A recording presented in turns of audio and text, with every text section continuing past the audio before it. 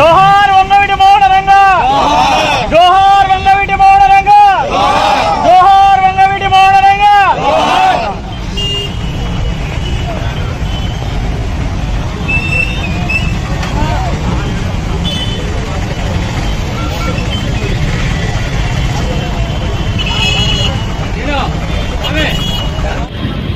జోహార్ వంగవీటి మోహన రంగ గారు, జోహార్ వంగవీటి మోహన రంగ.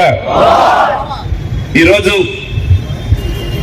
ఎంతో ప్రతిష్టాత్మకంగా రంగా గారి కాంచ విగ్రహావిష్కరణ కార్యక్రమాన్ని ఏర్పాటు చేసిన మిత్రులు నియోజకవర్గ కాపు అధ్యక్షులు ఎర్రబోతుల శ్రీనివాసరావు గారికి, అలాగే మన కౌన్సిలరు రామశెట్టి వెంకటేశ్వర గారికి, కమిటీ మిత్రులకు, కాపు సోదరులకు హృదయపూర్వకంగా కూడా నరేంద్ర అన్న గారిని కూడా ప్రత్యేకంగా పిలవడం జరిగింది.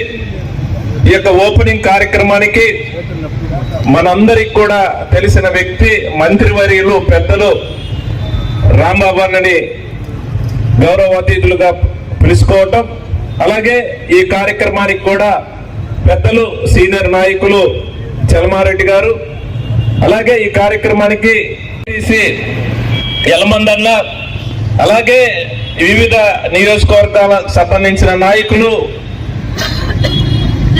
మండల పార్టీ అధ్యక్షులు, వైఎస్ఆర్ పార్టీ నాయకులు, కాపు మిత్రులు, సోదరులు, సర్పంచులు అందరూ కూడా చాలా మంది కార్యక్రమానికి వచ్చారు. వాళ్ళందరికీ కూడా హృదయపూర్వకంగా కూడా ధన్యవాదాలు తెలియజేస్తా ఉన్నాను. ఎందుకంటే ఈరోజు రంగా గారి గురించి ఇప్పుడున్న జనరేషన్కి కాస్త కూస్తో తక్కువ తెలుసు, కానీ పాత జనరేషన్కి ఆయన గురించి కూడా, ఆయన ఏ విధంగా రాజకీయంగా ఎదిగాడు, ఏ విధంగా కూడా ప్రజల పక్షాన ఆ రోజు ఏ విధంగా చనిపోయిన పరిస్థితి కూడా అప్పుడున్న జనరేషన్కి తెలిసిన పరిస్థితి. కానీ మారిన పరిస్థితుల్లో ఇప్పుడున్న యువకులకు కూడా తెలుసుకోవాల్సిన అవసరం ఎంతైనా ఉందని కూడా ఈ సందర్భంగా గుర్తు చేస్తా ఉన్నాను. ఆ రోజు స్వర్గీయ రాజశేఖర రెడ్డి గారు చాలా మంది నాయకులని తయారు చేసిన పరిస్థితి. ఆనాడు ఆయన పిసిసి అధ్యక్షుడిగా ఉన్నప్పుడు ఆ రోజే రాజశేఖర రెడ్డి గారి కుటుంబంతో అప్పటి నుంచి ఇప్పుడు దాకా కూడా నడుస్తున్న నాయకుల్లో రాంబాబు గారు ఒకరు. ఆ టైంలోనే రంగా గారు కూడా రాజశేఖర రెడ్డి గారు పిసిసి అధ్యక్షుడిగా ఉన్నప్పుడు ఆయన అడుగుజాడలో నడుస్తూ,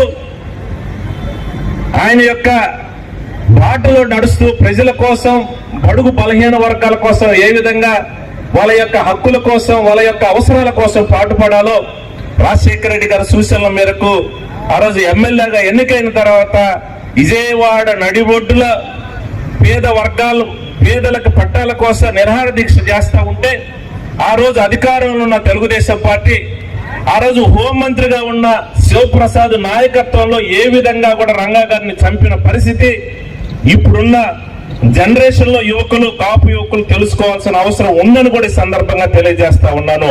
ఇది ఓట్ల కోసం కాదు. నేను చెప్తా ఉన్నాను, నిజమైన రంగా అభిమానులు ఎవరైతే ఉన్నారో, రంగా గారు ఎలా చనిపోయారు, రంగా గారు ఎందుకు చంపబడ్డారో ఆ విషయం తెలుసుకోవాల్సిన అవసరం ఉంది. ఓట్లు ఎవరికైనా ఇవ్వచ్చు, రాజకీయ అవసరాల కోసం పరిస్థితులను బట్టి మన ఇష్టం వచ్చినట్టుగా కూడా మార్చుకోవచ్చు. కానీ నిజమైన కాపు సోదరులు, నిజమైన రంగా అభిమానులు ఎవరైనా సరే రంగా మీద అభిమానం ఉండే అన్ని వర్గాలకు సంబంధించిన నాయకులు ఒక్కసారి రంగా గారు ఏ విధంగా చనిపోయారు, ఈరోజు ఎట్లా ఉందనంటే ఎవరైతే చంపించారో, ఎవరైతే చావడానికి కారణమయ్యారో వాళ్లే ఈరోజు రంగా గారికి నివాళులు అర్పించి వాళ్ళ ఓట్ల కోసం నాటకాలు ఆడుతా ఉన్నారంటే పరిస్థితి ఎంత దారుణంగా ఉందో. రాజకీయాల్లో రంగా గారిని దిగజారి ఎలా వాడుకుంటున్నారో దయచేసి అర్థం చేసుకోమని కోరుతా ఉన్నాను. ఎందుకంటే రాజశేఖర రెడ్డి గారి కుటుంబాన్ని అభిమానించే రంగా గారు రాజకీయాల్లో ఎక్కడికో తీసుకుపోవాలని ఆనాడు రాజశేఖర రెడ్డి గారు ఆలోచన చేశారు. ఆయన అడుగుజాడల్లో ఈరోజు మన కళ్ళ ముందే కనిపిస్తా ఉన్నారు. ఆ రోజు రాజశేఖర రెడ్డి గారు అమ్మటి నడిచిన వ్యక్తి రాంబాబు అన్న ఈరోజు రాబోయే రోజుల్లో రంగా గారి స్పీడ్ చూసి ఎప్పుడైనా సరే రాబోయే రోజుల్లో ఈ 4 జిల్లాలకు సంబంధించి గుంటూరు, కృష్ణా, తూర్పు, పశ్చిమ గోదావరి 4 జిల్లాలకు సంబంధించి ఎప్పుడైనా సరే రంగా అనే వ్యక్తి మనకి ఎదురొస్తాడు. ఎప్పుడైనా రంగా అనే వ్యక్తి మనకు ఎదురు నిలబడతాడు. రాబోయే రోజుల్లో ఇతను ఉండటానికి వీల్లేదని ఒక కుట్రతోటి అధికార పార్టీ శివప్రసాద్ హోంమంత్రిగా ఉండి ఆయన నాయకత్వంలో చంపించిన పరిస్థితి దయచేసి ఈనాటి యువకులు అర్థంటే అలాంటి మహాను నాయకుడు ఈరోజు ఆ రోజు నుంచి ఈ రోజు కూడా రాజశేఖర రెడ్డి గారి కుటుంబాన్ని ఎలా అభిమానిస్తామో అలాగే రంగా గారిని కూడా మనం అభిమానిస్తా ఉన్నాం. అందుకని మొన్ననే కారంపూడిలో కూడా రంగా గారి విగ్రహాన్ని అక్కడున్న కాపు మిత్రులు, సోదరులు, మిత్రులు, అక్కడ పార్టీ అధ్యక్షులు అల్లయ్య గారు, కాబోయే ఎంపీపీ అల్లయ్య గారు ఖచ్చితంగా అన్న మేము కారంపూడిలో రంగా విగ్రహాన్ని పెట్టుకోవాలన్నా ఇక్కడ ప్లేస్ మాకు ఎప్పటి నుంచో మా వాళ్ళు అడుగుతా ఉన్నారు, కానీ సరైన ప్లేస్ ఇవ్వటానికి ఎవరు ముందుకు రావట్లేదని అంటే ఖచ్చితంగా నేను దగ్గరుండి కూడా ప్లేస్ ఇప్పించేసి విగ్రహాన్ని కూడా ఏర్పాటు చేయడం జరిగింది. ఏదైనా నేను చెప్తా ఉన్నాను, పేద వర్గాల కోసం, పేదల కోసం ఏదైనా వాళ్ళ అవసరాలు గుర్తించే కుటుంబం ఎవరైనా ఉన్నారనంటే అది రాజశేఖర రెడ్డి గారి కుటుంబం. ఆయన అడుగుజాడల్లో రాజశేఖర రెడ్డి గారి కుటుంబం చూపించిన బాటలు ఆ రోజు రంగా గారి దగ్గర నుంచి, రాంబాబు అన్న దగ్గర నుంచి నా దాకా కూడా మేమందరం కూడా అడుగుజాడల్లో నడుస్తూ ఉన్నాం. రాబోయే రోజుల్లో వీళ్ళనే ఆదర్శంగా తీసుకుంటామని కూడా సందర్భంగా తెలియజేస్తూ ఈరోజు ఈ యొక్క రంగా విగ్రహ ఆవిష్కరణ కార్యక్రమానికి విచ్చేసిన మిత్రులకు, సోదరులకు అందరికీ కూడా నేను పేరు పేరున కూడా ధన్యవాదాలు తెలియజేస్తా ఉన్నాను. దీని తర్వాత ఈ రోజు కాపు కళ్యాణ మండపానికి కూడా శంకుస్థాపన కార్యక్రమం చేయబోతా ఉన్నాం. దయచేసి మిత్రులు దానిలో కూడా పాల్పంచుకోవాలి. ఆ కార్యక్రమాలు కూడా తెలియజేస్తూ సెలవు తీసుకుంటా ఉన్నాను. Thank you. స్వర్గీయ వంగవీటి మోహన్ రంగారావు గారి విగ్రహావిష్కరణ సందర్భంగా ఇక్కడికి విచ్చేసినటువంటి సోదరిమణులకు, ఈ కార్యక్రమాన్ని భుజాన వేసుకున్నటువంటి రామిశెట్టి వెంకటేశ్వరరావు గారు, ఎర్రబోతు శ్రీనివాస్ గారు, అదేవిధంగా స్థానిక శాసనసభ్యులు మిత్రులు రామకృష్ణారెడ్డి గారు, అదేవిధంగా వంగవీటి మోహన్ చలమారెడ్డి గారు, వెంకటరామరెడ్డి గారు, ఇంకా వేదిక మీద ఉన్నటువంటి వైఎస్ఆర్ కాంగ్రెస్ పార్టీ నాయకులు, సోదరిమణులారా, ఈరోజు నిజంగా 35 సంవత్సరాల తర్వాత వంగవీటి మోహన్ రంగారావు గారి విగ్రహాన్ని ఆవిష్కరిస్తుంటే ఆ రోజులు నాకు గుర్తొస్తున్నాయి. వంగవీటి మోహన్ రంగారావు గారు 3 సంవత్సరాలు మాత్రమే శాసనసభ్యుడిగా చేశారు. చనిపోయారు. చనిపోవటం అంటే అందరం చనిపోతాం. విమాన ప్రమాదంలో రాజశేఖర రెడ్డి గారు కూడా చనిపోయారు. మనం కూడా ఎప్పుడొకప్పుడు చనిపోతాం, ఉండం కదా శాశ్వతంగా. కానీ వంగవీటి మోహన్ రంగారావు గారు చంపబడ్డారు. అతి దారుణంగా హత్య చేయబడ్డాడు. ఎక్కడ హత్య చేయబడ్డాడు? నిరాహార దీక్ష చేస్తున్నటువంటి సమయంలో తెల్లారుజామున దాడి చేసి ఆయన్ని హతమాడు. రక్షణ కావాలి అని ఆనాడున్నటువంటి తెలుగుదేశం ప్రభుత్వాన్ని కోరాడు.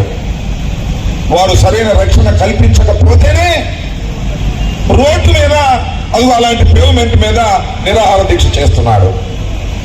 ఎంత దారుణంగా ఆ రోజున ప్రభుత్వం వ్యవహరించిందంటే, ఈ దాడికి ముందు ఉదయం తెల్లవారు గట్టున 3ంటికో 4ంటికో దాడి చేస్తారనగా ఆ రోజు రాత్రి నుంచి పోలీసులు రావడం, వంగవీటి మోహన్ రంగారావు గారి టెంట్లో ఏమైనా ఉన్నాయేమో వస్తువులని ఎదగటం, అంటే నిరాయుధుడిని చేయటం.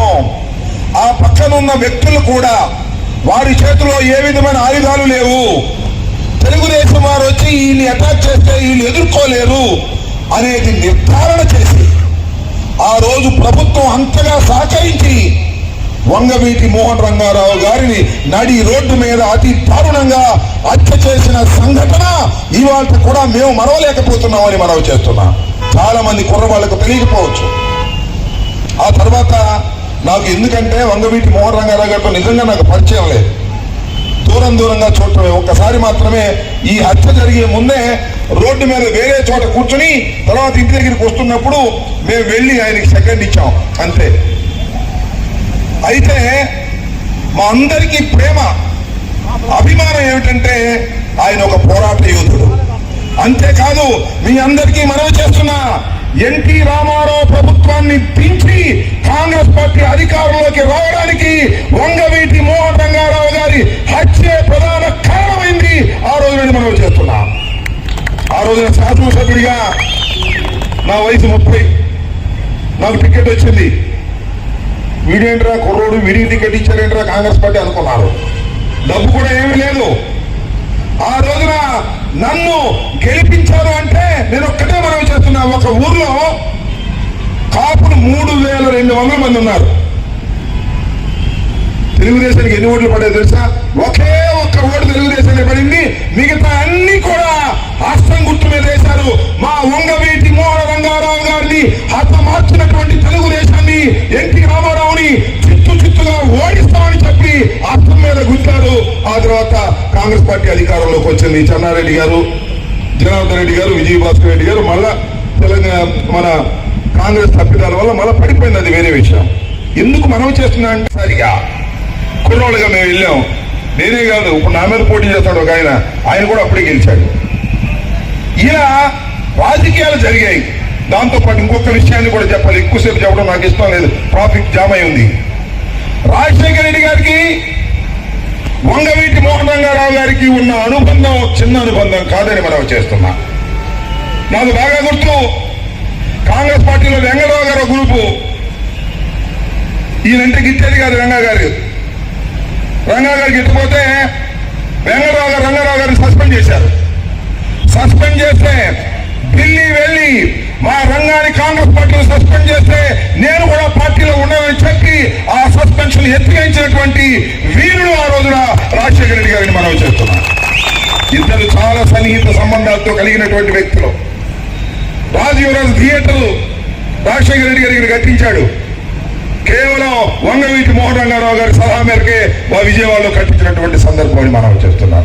అంత వీరదీయరానటువంటి బంధం వంగవీటి మోహన్ రంగారావు గారికి స్వర్గీయ రాజశేఖర రెడ్డి గారికి ఉంది. దురదృష్టవశాత్తు ఇద్దరు అకస్మాత్తుగా మరణించారు. రంగారావు గారు హత్య చేయబడ్డాడు, రాజశేఖర రెడ్డి గారు విమాన ప్రమాదంలో మరణించారు. ఈ రెండు కూడా చాలా బాధాకరమైనటువంటి అంశాలని మనం చేస్తున్నాం. నేను ఇక్కడ మీ అందరికీ మనం చేసేది ఒక్కటే. ఇవాళ చాలా మంది చెప్తున్నారు, మనస్ఫూర్తిగా చెప్తున్నా, నిజంగా ఈ వంగవీటి మోహన్ రంగారావు గారి ఆత్మ శాంతించాలంటే తెలుగుదేశం ఈ రాష్ట్రంలో గట్టెక్కడానికి వీల్లేదు, ఓడిపోవాల్సిందే అనే విషయాన్ని మీ అందరికీ మనం చేస్తున్నాం. వంగవీటి మోహన్ రంగారావు గారిని అతి దారుణంగా హత్య చేసినటువంటి తెలుగుదేశం పార్టీని గెలిపించాలని తాపత్రయపడేవాడు నిజమైన వంగవీటి మోహన్ రంగా గారి అభిమానులు కాదని కూడా నేను మనవి చేస్తున్నా.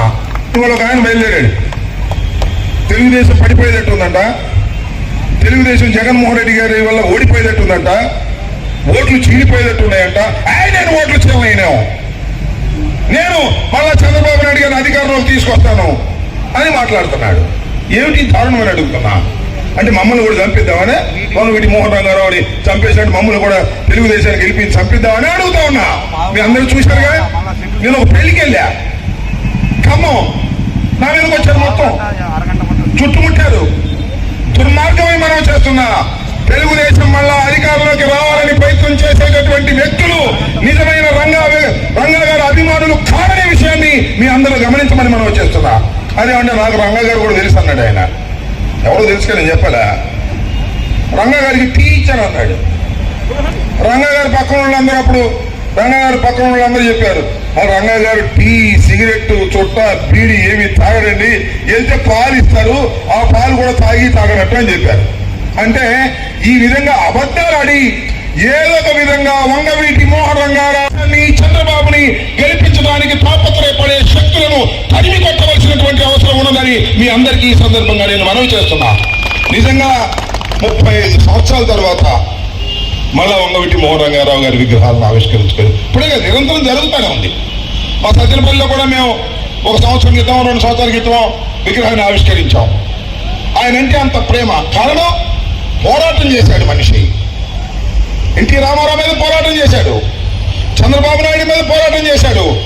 పోరాటం చేసి ప్రాణాలు అర్పించినటువంటి వంగవీటి మోహన్ రంగారావు గారి ఆశయాలను ముందుకు తీసుకుపోవాలి అంటే ఒక్క జగన్మోహన్ రెడ్డి గారికి ఓటు వేయటం తప్ప ఆప్షన్ లేదు. మళ్ళా జగన్మోహన్ రెడ్డి గారికి ఓటు వేయకోకుండా తెలుగుదేశానికి ఓటు వేస్తే అనేక మంది రంగాలను చంపేటటువంటి కార్యక్రమం తెలుగుదేశం పార్టీ చేస్తుంది. ఇది మీ అందరూ గమనించాలి, జాగరూకతతో ఉండాలని ఈ సందర్భంగా నేను మనవి చేస్తూ, మరి ఈ రోజున మీకు నేను ప్రత్యేకంగా జగమెరిగిన బ్రాహ్మణుడికి జంజిమేళ అని రామకృష్ణ గురించి నేను చెప్పాలి. ఎన్నిసార్లు గెలిచారు స్వామి మీరు? నాకు అర్థం కాదు. 4 సార్లు. నమ్మకానికి, విశ్వాసానికి మారు పేరు. రాజశేఖర రెడ్డి గారు మరణించిన తర్వాత రాజీనామా చేయమంటే రాజీనామా క్షణంలో చేసి మళ్ళా పోటీ చేసి మళ్ళా గెలిచినటువంటి మనం చేస్తున్నా. విశ్వాసంతో ముందుకెళ్లేటటువంటి మనిషి. రాజశేఖర రెడ్డి గారి కుటుంబానికి, జగన్మోహన్ రెడ్డి గారి కుటుంబానికి ప్రతి క్షణం అండగా ఉండే మనిషి. మరి నాకన్నా ఎక్కువ సార్లు గెలిచాడు మంత్రి ఇవ్వాలి. ఆయనకి నిజం చెప్పాలంటే ఏదో ఈక్వేషన్ లో మంత్రి లేదు. ఆయన సర్దుకొని జగన్మోహన్ రెడ్డి వెంట నడుస్తున్నటువంటి వ్యక్తి మన రామకృష్ణ. చెప్పాలా అమ్మ, 8 సార్లు 4 సార్లు అయిందా? 5వ కూడా రామకృష్ణారెడ్డి ఇక్కడ గెలుపు అని నేను ప్రత్యేకంగా చెప్పాల్సిన అవసరం లేదని సమయంగా మనవి చేసుకుంటూ, ఈ రోజు వంగవీటి మోహన్ రంగా గారి విగ్రహావిష్కరణకి నన్ను పిలిచి నా చేతుల మీదుగా ఆవిష్కరింపచేసేటటువంటి అవకాశాన్ని కల్పించినటువంటి 2 బ్రదర్స్ కి, ఇక్కడ స్థానిక నాయకులకి, నరేందర్కి, అందరికీ నా హృదయపూర్వకమైన ధన్యవాదాలు తెలియజేసుకుంటూ మీ దగ్గర సెలవు తీసుకుంటున్నాను. జై హింద్, జై జగన్, జోహార్ వంగవీటి మోహన్ రంగా. నమస్కారం. ఈరోజు మాచర్ల గ్రామంలో మనం స్వర్గీయ వంగవీటి మోహన్ రంగా గారి విగ్రహావిష్కరణ మన మంత్రివర్యులు అంబటి రాంబాబు గారి చేతుల మీదుగా, అలానే మరి శాసనసభ్యులైనటువంటి పిన్నెల్లి రామకృష్ణారెడ్డి గారు, అలానే మన వెంకటరామరెడ్డి గారు, వీళ్ళందరి ఆధ్వర్యంలో, పెద్దలందరి ఆధ్వర్యంలో చాలా ఘనంగా ఆయన 35వ వర్ధంతి తర్వాత రోజున ఇక్కడ మనందరం పెట్టుకోవడం జరిగింది.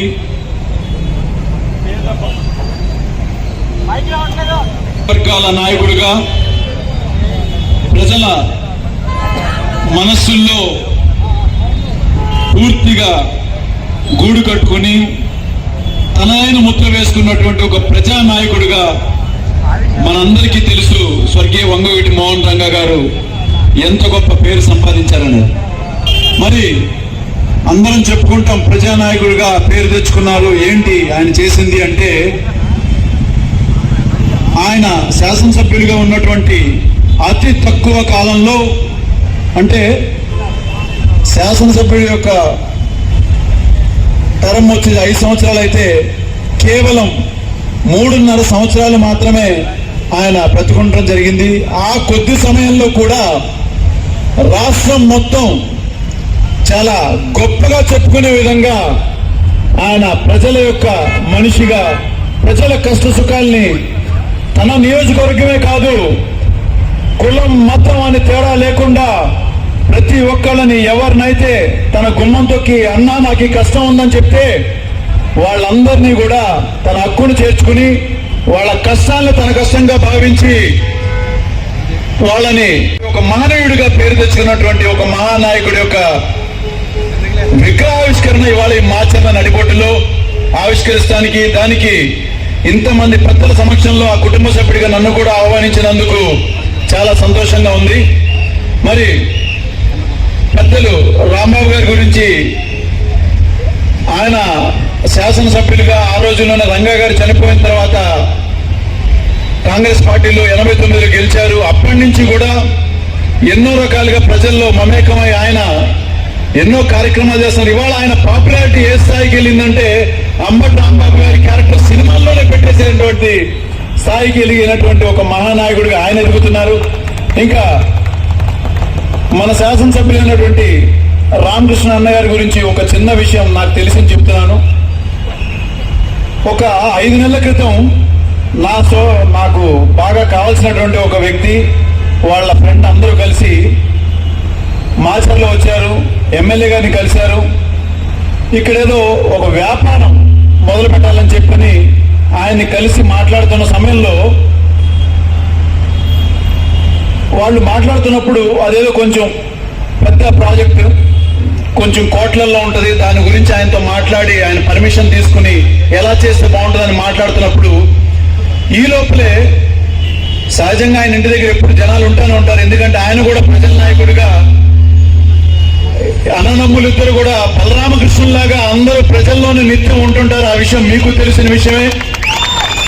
అయితే ఈ లోపల వాళ్ళతో మాట్లాడుతున్నప్పుడు ఒక కాన్స్టిట్యున్సీలో ఒక ఆయన అర్జెంటుగా మాట్లాడేది ఎమ్మెల్యే గారితో వస్తే సహజంగా ఇంకొక శాసనసభ్యులు ఏం చేస్తారంటే వ్యాపారవేత్తలకి గుర్తింపిస్తారు, ఇదేదో పెద్ద ప్రాజెక్టు కదా చూద్దామని చెప్పి. కానీ నాకు ఆడు చెప్పింది ఏంటంటే, నా స్నేహితుడు, ఒక 2 నిమిషాలు మీరు ఉండండి, మా కుటుంబ సభ్యుడు, మాకు కాన్స్టిట్యున్సీలో ఎవరో ఒక సభ్యుడు వచ్చాడు, అతని ప్రాబ్లం చూసిన తర్వాత నేను మీతో మాట్లాడతానని వాళ్ళని వదిలి లేచి వెళ్ళిపోయాడు.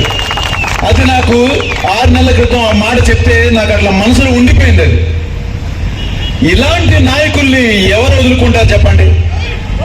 అలాంటి గొప్ప నాయకుల యొక్క కాన్స్టిట్యున్సీల గురించి కొత్తగా చెప్పాలి అంటే మళ్ళా తిరిగి మరొక రంగా గారిని మనం చూసుకుంటున్నాం అన్నట్టుగా మనకు అనిపిస్తుంది. ఇవాళ రామకృష్ణ అన్న గారు కానీ, వెంకటరామరెడ్డి అన్న గారు కానీ, రాంబాబు గారు లాంటి వాళ్ళు కానీ, వీళ్ళందరూ ఎన్నో కార్యక్రమాలు ప్రజలకి ఎంతో గొప్ప నాయకుడైనటువంటి జగన్మోహన్ రెడ్డి గారి నాయకత్వంలో వీళ్ళందరూ పనిచేస్తున్నారు. అలాంటి ఒక సీఎం నాయకత్వంలో ఈ రాష్ట్రం ఎంతో సుభిక్షంగా ఉందని చెప్పని మనం చెప్పుకోవడానికి కూడా నేను చాలా గర్వపడుతున్నాను. అయితే ఇవాళ ఈ కార్యక్రమం, ఇవాళ ఇంకొక కార్యక్రమం కూడా ఉంది. కాపు భవనం కూడా, కళ్యాణ మండపం కూడా ఇవాళ ఓపెనింగ్ పెట్టుకున్నారు. ఇలా కులాలన్నిటిని కూడా కలుపుకుంటూ ఎవరికి ఎలాంటి ప్రాధాన్యత ఇవ్వాలో అన్ని ఇస్తున్నటువంటి ఒక గొప్ప శాసనసభ్యులు మన రామకృష్ణారెడ్డి గారు. వీళ్ళందరితో కలిసి మేము కూడా ప్రయాణం చేయడం నాకు చాలా సంతోషంగా ఉంది. తప్పనిసరిగా ఈ అవకాశం ఇచ్చినటువంటి అన్నలందరికీ కూడా హృదయపూర్వక ధన్యవాదాలు తెలియజేసుకుంటూ, నన్ను ఇక్కడికి చాలా దగ్గరగా తీసుకొచ్చినటువంటి మా రామశెట్టి వెంకటేశ్వర అన్న, మాదాసు బ్రదర్స్ అందరికీ కూడా పేరు పేరు నా ధన్యవాదాలు తెలుపుకుంటూ సెలవు తీసుకుంటున్నాను. జోహార్ విఎం రంగా, జోహార్ విఎం రంగా.